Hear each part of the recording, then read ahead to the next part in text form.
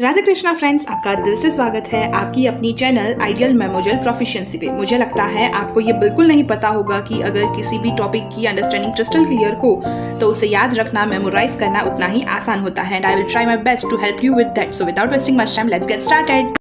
Hello and welcome back to the another video of organon of medicine, जहां पर हम कर रहे हैं केस टेकिंग फ्रॉम नागेंद्र बाबू।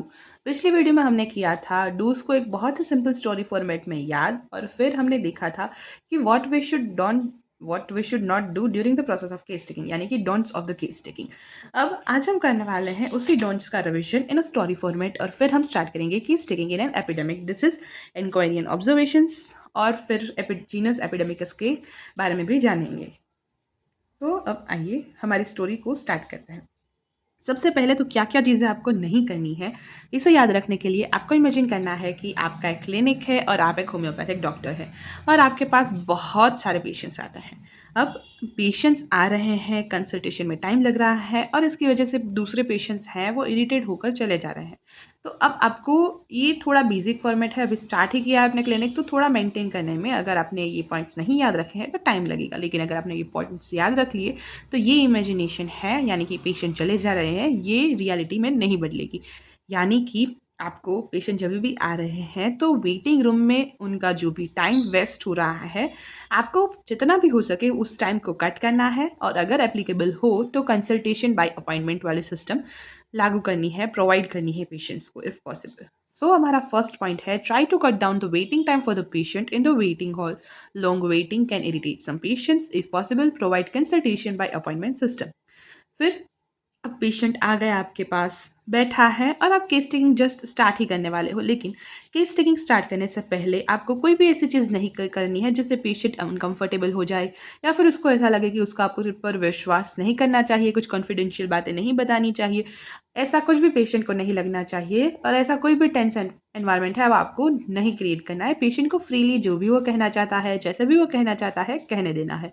तो ये हो गया हमारा second point. Avoid tense atmosphere, leave the patient always in the freedom that the patient should not feel that he is dominated by the professionals। फिर अब हमें केस टेकिंग के लिए हमने जो भी मतलब पेशेंट ने कहना स्टार्ट किया है, अब हम उसको लिखने वाले हैं, लेकिन हमें उन सारी चीज़ों को बिल्कुल जैसे तैसे नहीं लिखना है। हमें उससे इस तरीके से लिखना है कि वो एक क्रोनोलॉजिकल ऑर्डर में हो, यानी कि कौन सा सिम्टम फर्स्ट डेवलप हुआ है और कौन सा सिम्टम रिसेंटली है। पेशेंट अगर वैसे बता पाए तो ठीक है, अगर पेशेंट वैसे नहीं बता पाता तो हमें कुछ ऐसी अरेंजमेंट करनी है कि हमें सारे सिम्टम्स क्रोनोलॉजिकल ऑर्डर में समझ में आ सके, ताकि जब भी फ्यूचर में पेशेंट फॉलोअप के लिए आए तो हम चेक कर सके कि क्योर की प्रोसेस पे हमारा ट्रीटमेंट है वो चल रहा है या नहीं, यानी कि Hering's law of cure is applicable in this treatment और नॉट। तो ये हो गया हमारा third point. Do not record the symptoms abruptly. Write the symptoms in chronological order, that is, according to the time and order of appearance. This helps in future to find out the curative order of movement, that is, Hering's law of cure. This is the only way to know in the future whether the indicated remedy is curing the patient or not. We observe that the symptoms are disappearing in reverse order of their appearance. अब जब भी patient कुछ बता रहा है और कुछ sensitive बातें हैं, कुछ उसकी पर्सनल बातें हैं, कुछ बहुत ही ज़्यादा अप्स एंड डाउन से पेशेंट की लाइफ के वो बता रहा है, तो आपको उनकी बातों में इमोशनली इन्वॉल्व नहीं होना है। कोई भी सेंसिटिव टॉपिक पर बिना सोचे समझे कमेंट नहीं करना है। अगर आप कोई कमेंट करते हो तो वो न्यूट्रल होना चाहिए, और आपको पेशेंट को कभी भी किसी भी बात पे जज नहीं करना है। इन प्रेजुडाइज्ड अनप्रेजुडाइज्ड मैनर पर आपको सारी चीज़ों को समझना है और एक इंटेलिजेंट ऑब्जर्वर की तरह सारी चीज़ों को ऑब्जर्व करना है, और एट द एंड आपको एक true totality of the disease निकालना है। और बहुत जल्दी आपको डिसीजन भी नहीं लेना है कि पेशेंट है वो मेंटली इल है तो उसको काउंसलिंग की ज़रूरत है। ऐसी कोई भी जजमेंट आपको बहुत जल्दी पास नहीं करनी है। तो ये हो गया हमारा fourth point. Do not get emotionally involved with the patient. Remember that you are a professional doctor. Your duty at the case taking hour is to get the true totality as it is an unprejudiced manner. Try to be neutral in your comments in sensitive issues. Try to be an intelligent observer, because the case taking episode is too early to pass any judgment or to give counseling. So यहाँ तक आपको समझ में आ गया कि patient का waiting time cut down करना है, कोई टेंस एटमोसफियर आपको नहीं क्रिएट करना है, आपको सिम्टम्स को जैसे तैसे नहीं रिकॉर्ड करना है बल्कि क्रोनोलॉजिकल ऑर्डर में रिकॉर्ड करना है, और आपको पेशेंट की बातों में इमोशनली इन्वॉल्व नहीं होना है, ना ही कोई सेंसिटिव टॉपिक पर कमेंट पास करना है, और एक अनप्रेजुडाइज्ड ऑब्जर्वर की तरह आपको सारी चीज़ों को समझना है और ट्रू टोटलिटी निकालनी है। अर्ली आपको कोई भी चीज़ों को जज नहीं कर लेना है। अब पेशेंट जब भी कुछ भी बता रहा है तो आपको उनको इंटरप्ट भी नहीं करना है। इसकी वजह से पेशेंट हो सकता है टॉपिक से डाइवर्ट हो जाए या फिर वो छोटी छोटी कंप्लेंट्स जो आपको बताना चाहता था वो भूल जाए। So our fifth point is do not interrupt the patient when he is narrating his problem unless he diverts the topic to unrelated and unnecessary talks. मतलब पेशेंट को आपको तब तक इंटरप्ट नहीं करना है जब तक वो अपनी प्रॉब्लम्स को बता रहा है। अगर वो टॉपिक से डाइवर्ट होता है तो आप उसको सिर्फ गाइड कर सकते हो अगर वो अनरिलेटेड या फिर अननेसेसरी टॉक्स में चला गया है तो। This is given in the aphorism number 84। Hope it is clear now. अब केस टेकिंग में पेशेंट की साइड से सब कुछ उसने बोल लिया है। अब आपको कुछ क्वेश्चंस पूछने हैं।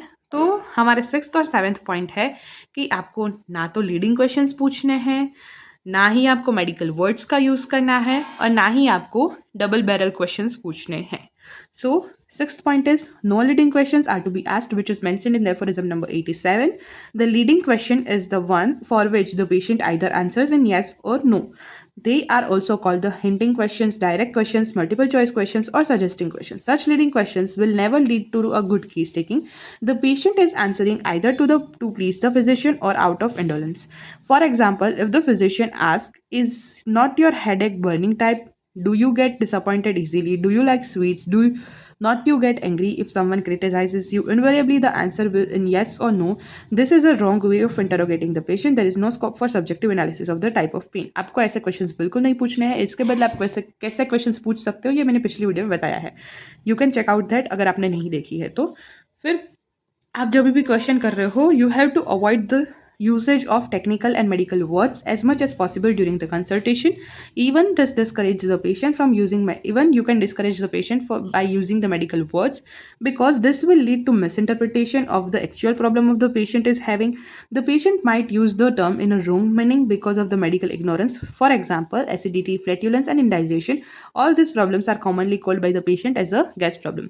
In short, आपको technical और medical words का usage नहीं करना है during the process of case taking and during consultation. अब हमारा 8th पॉइंट है No double barrel questions please. These questions are those which contain two different types of question enrolled in one question. यानी कि आपको double barrel questions नहीं पूछने हैं जिसमें एक ही क्वेश्चन में 2-3 क्वेश्चंस छुपे हो या फिर एक से ज़्यादा क्वेश्चंस हो.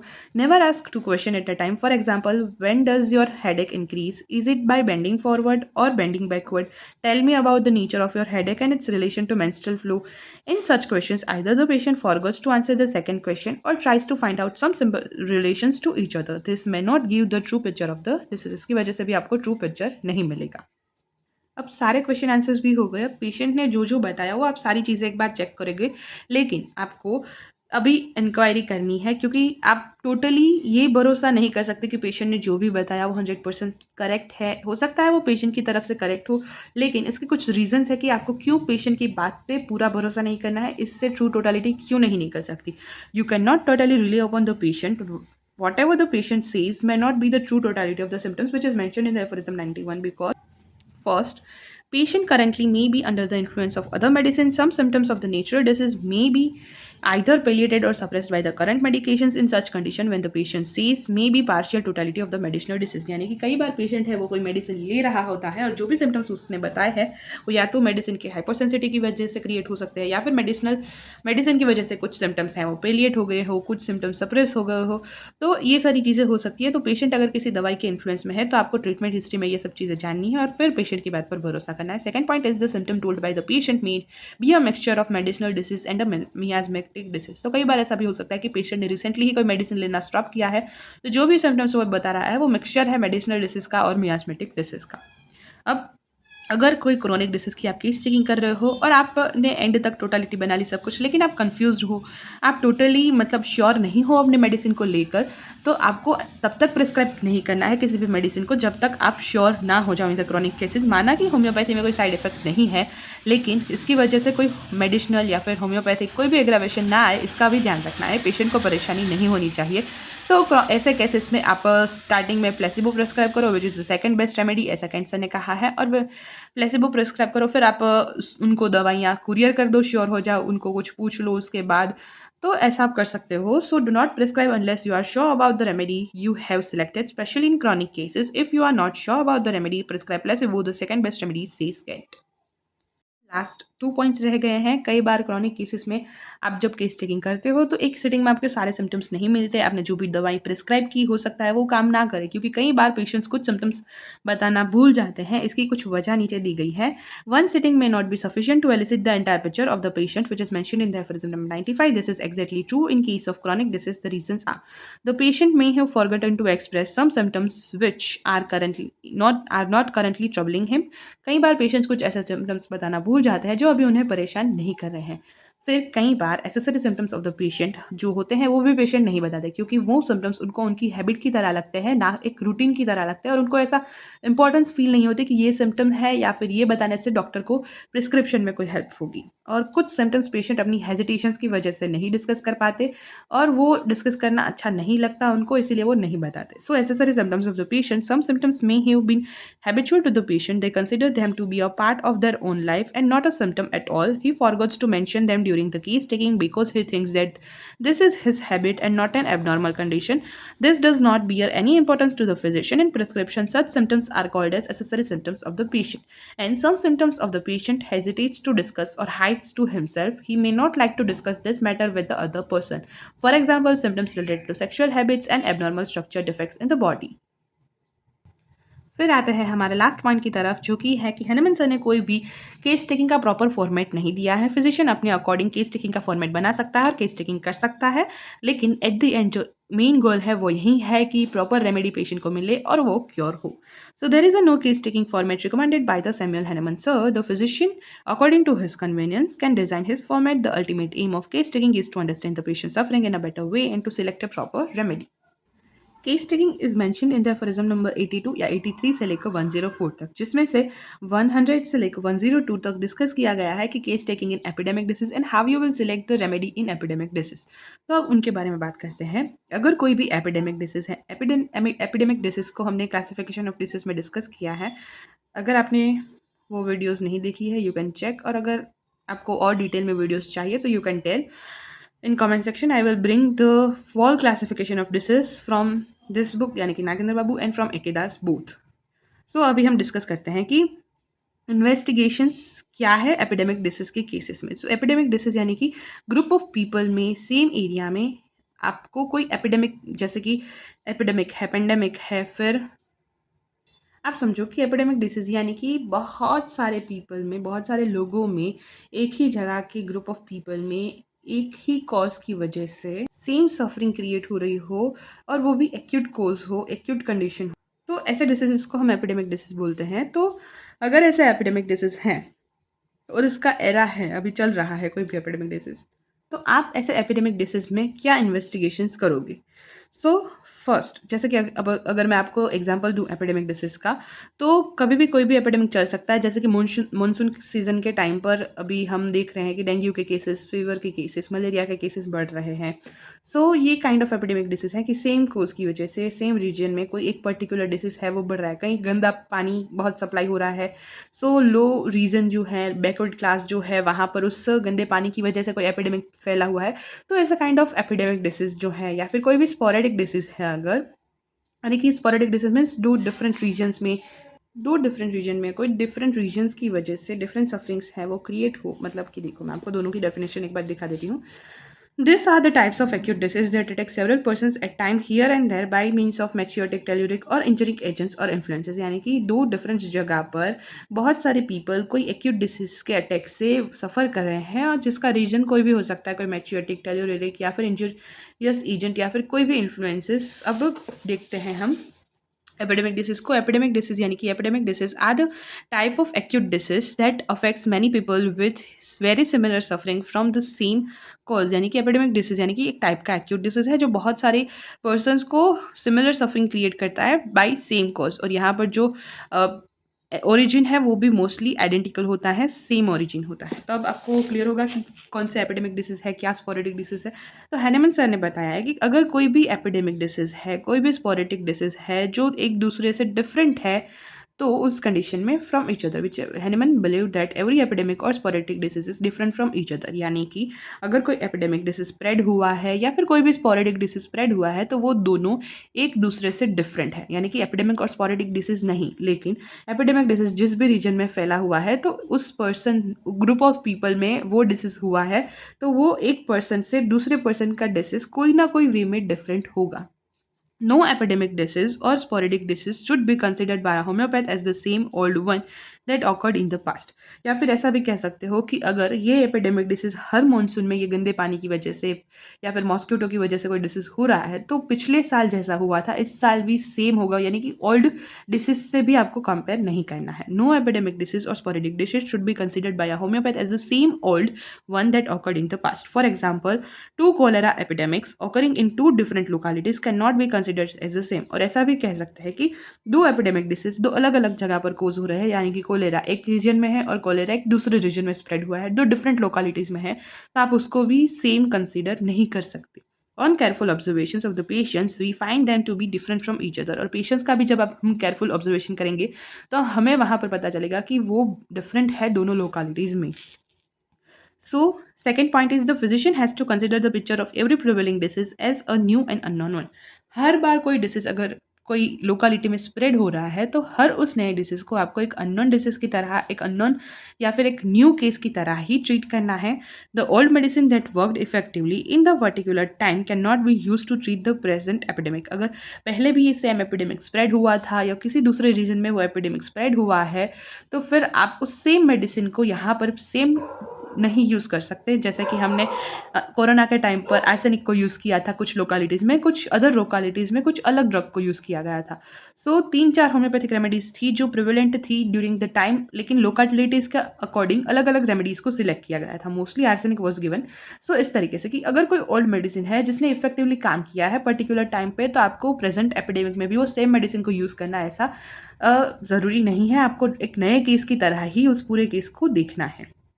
On careful examination, we can find that the present disease phenomena of epidemic is unique and different than the previous epidemic disease. जो अभी जो epidemic disease spread हुआ है, अब अगर हम careful examination करेंगे तो हमें पता चलेगा कि पहले जो spread हुआ था epidemic disease उससे भी अभी वाला epidemic disease unique है. कोई ना कोई चीज़ तो उसमें different होगी. जैसे कोरोना की 3 waves थी, आप उसी को समझ लीजिए, वो पेंडेमिक था, लेकिन आप उसको अभी एग्जाम्पल के रूप में समझिए कि पहले से हमेशा दूसरा वाला डिफरेंट था, तीसरा वाला और डिफरेंट था. सो ऑल दिस जो सीक्वेंस है एपिडेमिक डिसीज के वो डिफरेंट होंगे. In this context Hahnemann sir exclude the fixed miasmatic disease, smallpox and measles etcetera where the contagious principles always remains unchanged. लेकिन इस कॉन्टेक्स्ट में Hahnemann sir ने कुछ ऐसे मियाज़मेटिक डिसीज जिसमें कोई मियाज़म है वो सेम है या फिर कॉजेटिव फैक्टर है वो सेम है, जैसे कि स्मॉल पॉक्स है, मिजल्स है, उसको एक्सक्लूड किया है इस फिनोमिना से क्योंकि उसमें जो कॉन्टेजियस प्रिंसिपल है वो चेंज नहीं होता, ऐसा मेंशन किया गया है एफोरिज्म नंबर 100 में. तो दिस आर द एक्सेप्शन. तो हमें 3 पॉइंट्स ऑफ इन्वेस्टिगेशन समझ में आ गया. First point is Hahnemann sir believed that every epidemic और sporadic disease is different from each other. No epidemic disease और sporadic disease should be considered by a homeopath as the same old one that occurred in the past. For example, 2 cholera epidemics occurring in 2 different localities cannot be considered as the same. On careful examination or observation of the patient's symptoms, we can find them to be different from each other. Second point, the physician has to consider the picture of every prevailing disease as a new and unknown one. The old medicine that worked effectively in that particular time cannot be used to treat the present epidemic. Third, on the careful examination, we can find that the present disease phenomena of the epidemic is unique and different than the previous epidemic disease. In this context, the Hahnemann sir excludes the fixed miasmatic disease, smallpox and measles, etc., where the contagious principle always remains unchanged. For aphorism number 100. In short, in the investigation हमें case taking करना है, लेकिन हर एक case को हमें as a new case treat करना है और इसको फिर जस्टिफाई किया गया है बाय मेंशनिंग डिफरेंट पॉइंट्स और कुछ एक्सेप्शन दिए गए हैं. अब बारी है इंक्वायरी एंड ऑब्जर्वेशंस की, which is mentioned in the aphorism number 101. Usually in a case of epidemic, just by investigating one patient, the entire totality cannot be understood. Because though the causative principles, that is acute miasm of the epidemic is the same, different patients exhibit different types of symptoms according to their constitution. So the physician has to closely investigate several number of cases in that epidemic area till he collects maximum number of signs and symptoms. In this process of carefully collecting the symptoms, the picture of the epidemic disease becomes clearer. After collecting the group totality, the physician carefully removes the general symptoms and based on the peculiar uncommon symptoms, he selects the specific remedy to the particular epidemic. यानी कि जब भी कोई epidemic case आपके पास आता है, कोई epidemic spread हुआ है, तो उस केस में आपको हर एक इंडिविजुअल पेशेंट को इन्वेस्टिगेट करना है और हर एक इंडिविजुअल पेशेंट की टोटलिटी बनानी है और उसको समझने की कोशिश करनी है। माना कि यहाँ पर कॉजेटिव प्रिंसिपल या फिर कोई भी एक्यूट मियाज़म है वो एपिडेमिक केसेस में सेम होगा अलग अलग पेशेंट्स में, लेकिन जो उनकी इंडिविजुअलिटी है, उनका कॉन्स्टिट्यूशन है वो अलग है, इसीलिए डिफरेंट पेशेंट्स हैं वो अपने सिम्टम्स डिफरेंटली रिप्रेजेंट करेंगे। इसीलिए फिजिशियन को इन्वेस्टिगेट करना है बहुत सारे केसेस को एक साथ, उस हर एक केसेस को इंडिविजुअली ट्रीट करना है। इंडिविजुअल कि डिफरेंट केसेस अगर आपके पास इकट्ठा हुए हैं तो फिर आप उस नंबर ऑफ केसेस को एक साथ देखो, maximum number of science and symptoms उसमें से कलेक्ट करो और फिर वो कलेक्ट करने के बाद सिम्टम्स को आप एक एपिडेमिक का क्लियर पिक्चर बनाओ, जिसको हम ग्रुप टोटलिटी बोलेंगे। अब इस ग्रुप टोटलिटी आपने जो बनाई उसमें से मतलब उसके बेसिस पर आप जनरल सिम्टम्स को वहाँ से रिमूव करो और जो उस एपिडेमिक के पिक्यूलर सिम्टम्स हैं यानी कि पिक्यूलर अनकॉमन सिम्टम्स है उसके बेसिस पर आप एक स्पेसिफिक रेमेडी सिलेक्ट करो for a particular epidemic disease. However, a careful observer, by just investigating the first or the second patient itself, can find the nature of the particular epidemic based on which he selects the suitable remedy, which is known as genus epidemicus for that epidemic disease, which is given in the aphorism number 102. So, genus epidemicus का जिक्र हुआ है aphorism number 102 में। Genus epidemicus is the remedy selected homeopathically to those diseases in which several people have similar suffering from the same cause. This genus epidemicus can be used not only as a curative but also as a preventive against the particular epidemic only. For every new epidemic disease, the physician has to select new genus epidemicus separately. ऐसा बताया गया है कि जो एक careful observer होता है, जिसको अच्छा एक्सपीरियंस है और वो अपने ऑब्जर्वेशंस में बहुत ही अच्छा है, तो ऐसे टाइप का जो केयरफुल ऑब्जर्वर होता है वो कई बार ऐसी एपिडेमिक केसेस में, एपिडेमिक डिसीज़ के केसेस में एक दो पेशेंट्स को देखकर ही वो एपिडेमिक डिसीज़ का ट्रू नेचर समझ जाता है और उसके बेसिस पर ही वो एक जीनस एपिडेमिकस है वो बना लेता है। Genus epidemicus is a remedy for epidemic disease, जिसको यहाँ पर एपिडेमिक डिसीज़ की जो डेफिनेशन है उसके फॉर्म में जीनस एपिडेमिकस की डेफिनेशन को मेंशन किया गया है, यानी कि genus epidemicus is the remedy selected homeopathically to those disease, यानी कि एपिडेमिक डिसीज को कैसे डिस्क्राइब किया है, to those disease in which several people have similar suffering from the same cause, यानी कि बहुत सारे पीपल में सिमिलर टाइप ऑफ सफरिंग है फ्रॉम सेम कॉज। अब ये जो जीनस एपिडेमिकस हमने फाइंड की है उस जीनस एपिडेमिकस को ना तो सिर्फ क्यूरेटिव फॉर्म में हम यूज़ कर सकते हैं, बल्कि अगर किसी को एपिडेमिक डिसीज हुआ है तो उनकी फैमिली मेम्बर्स के लिए हम उनको कुछ प्रिवेंटिव डोजेस भी दे सकते हैं against the particular epidemic only. हर एक नए एपिडेमिक डिसीज के लिए हम एक फिजिशियन को हर बार नई जीनस एपिडेमिकस को बनाना होता है सेपरेटली। एपिडेमिक डिसीज मतलब ग्रुप ऑफ पीपल में सिमिलर सफरिंग है सेम कॉज की वजह से और रीजन भी सेम है, जबकि स्पोरेडिक डिसीज में रीजन है वो डिफरेंट हो जाएगा और हो सकता है कॉज भी बदल जाए। अब अभी तक हमने जो भी समझा इन्वेस्टिगेशंस और इंक्वायरी एंड ऑब्जर्वेशंस में, उसको बस एक फ्लो चार्ट के फॉर्म में समझाया गया है। अब इसको क्विकली रिवाइज करके हम इस टॉपिक को यहीं पर एंड करेंगे। Selecting a remedy in an epidemic disease to construct the group totality of several patients have to be investigated. From the collected group totality, the general symptoms are removed and based on the uncommon symptoms, the remedy is selected. Genus epidemicus, curative as well as preventive to the particular epidemic. यही conclusion था हमने जो भी अभी तक समझा उसका। Aphorism number 102। Okay, hope यहाँ तक बातें क्लियर है। नेक्स्ट वीडियो में हम करने वाले हैं इन्वेस्टिगेशन ऑफ सोरा। तो मिलता है नेक्स्ट वीडियो में नए टॉपिक के साथ। तब तक के लिए tata see bye bye, take care. Thanks for watching this video till now. Hope this video is helpful to all of you. Thank you so much guys for watching this video till now. Also give your valuable feedbacks and suggestions in comment section. और हाँ, like करना, share करना and subscribe करना गलती से भी मत भूलना। Stay tuned, take care। मिलते हैं नेक्स्ट वीडियो में, तब तक के लिए टाटा बाय बाय।